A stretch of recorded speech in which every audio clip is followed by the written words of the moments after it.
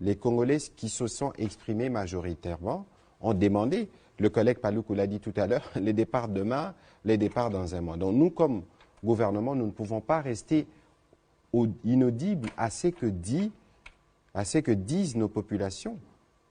Parce qu'il ne faudrait pas que demain, il y ait d'autres incidents dans un contexte où il n'y a plus de confiance. Alors ici, le président de la République nous a fait le privilège de faire la restitution de ses échanges avec le secrétaire général des Nations Unies, où il lui a dit clairement que aujourd'hui, la raison principale de toute cette situation, c'est l'agression rwandaise à travers les M23.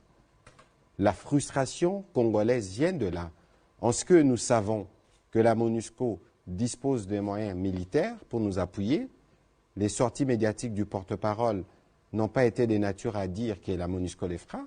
Nous savons que la MONUSCO, qui est un organe représentatif du Conseil de sécurité des Nations Unies, peut user des voies diplomatiques pour régler la question. Aujourd'hui, tant que Bunagana sera occupé, ce sera difficile de baisser la tension au niveau de la population. Parce qu'il faut rappeler que ce soit le communiqué de Nairobi, que ce soit la feuille de route de Luanda et que ce soit la position d'elle-même du Conseil de sécurité du 1er juin 2022, tout demande le retrait des territoires occupés. Mais cela n'arrive pas. Ça veut dire que nous vivons dans un contexte de tension où il est important que nos gouvernements, nous restions attentifs vis-à-vis des revendications de notre population, mais qu'en même temps, nous soyons dans un dialogue réaliste avec nos partenaires de la MONUSCO, parce que ce ne serait pas du tout bon qu'il y ait d'autres incidents de ce genre dans un contexte où la confiance n'existe plus entre la population et les casquettes bleus. C'est une confiance qu'il faut restaurer.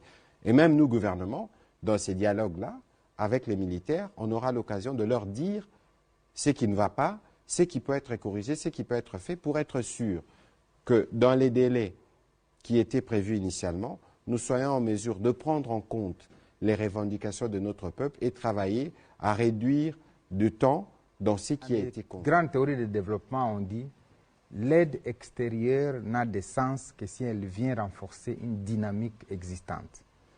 Et donc pour nous, nous pensons que pendant 22 ans, si l'aide n'a pas aidé à renforcer la dynamique existante, eh bien, il faut qu'on la crée nous-mêmes. Et comment nous allons la créer? C'est à travers le deuxième élément que je voudrais évoquer, la loi de programmation militaire qui vient d'être promulguée par le président de la République. Cette loi définit le budget qui est alloué annuellement à l'armée. C'est plus d'1 milliard de dollars chaque année pour construire notre système de défense. Le plus souvent, quand je parle de la construction du système de défense, les gens pensent que c'est l'armée seule. Non, le système de défense est multisectoriel. Ça part de la territoriale jusqu'à la défense en passant par la police. Tout ça, ça entre dans le cadre du système de défense d'un pays. On ne peut pas seulement se fonder sur l'armée sans construire une police, sans construire les services de sécurité, sans construire une territoriale. Donc toute cette chaîne-là entre dans le système de défense et de sécurité d'un pays. Alors, la loi de programmation militaire est déjà là, définit déjà les budgets, et donc à partir de 2022, la loi qui sera votée en septembre, parce qu'on va déposer les budgets d'ici là, va prévoir déjà, parce qu'il y a une loi qui est votée, la ligne budgétaire d'1 milliard de dollars pour l'année 2023, de manière déjà à construire tous les équipements nécessaires à permettre à ce que nous construisions une capacité militaire de faire face à tous ces problèmes. Je vais vous donner des chiffres. Vous savez que l'Égypte a 1 million de militaires, 475 militaires actifs, près de 600 réservistes. Le Rwanda a 33 000 hommes. Le Burundi a 31 000 hommes et 20 000 réservistes. L'Ouganda a autour de 35 000 hommes. Donc vous comprenez qu'avec ces chiffres-là seulement, il suffit de renforcer notre système de recrutement, comme a dit les collègues, pour que nous arrivions à 50, 60, 70 000 hommes pour que les rapports de force changent. Et donc la loi de programmation militaire donne les moyens au gouvernement de faire changer les rapports de force. Maintenant, parce qu'il est quand même anormal que des éléments qui sont dans un contingent des Nations Unies entrent sur le sol d'un territoire pour lequel ils viennent faire la relève comme force de maintien de la paix dans des tenues aussi délabrées comme on les a vus tous. Donc, et c'est cela d'ailleurs qui avait suscité l'attention de la population à Kasindi, parce que c'était des tenues presque apparentées à celles qu'on voit auprès des ZDF. Et donc la population était en train de s'interroger si ce n'était pas une infiltration des ZDF à travers la frontière ougandaise. Et cette curiosité-là de venir à la frontière, qui a été considérée comme une résistance de la part de ces forces-là, qui ont tiré immédiatement sur les populations. Donc c'est regrettable, effectivement, et je crois que les Nations Unies qui nous suivent devront communiquer à toutes leurs forces que lorsqu'on entre sur le territoire d'un pays comme force de maintien de la paix, on doit être correctement habillé dans les tenues des Nations Unies pour qu'on ne soit pas confondu aux bandits.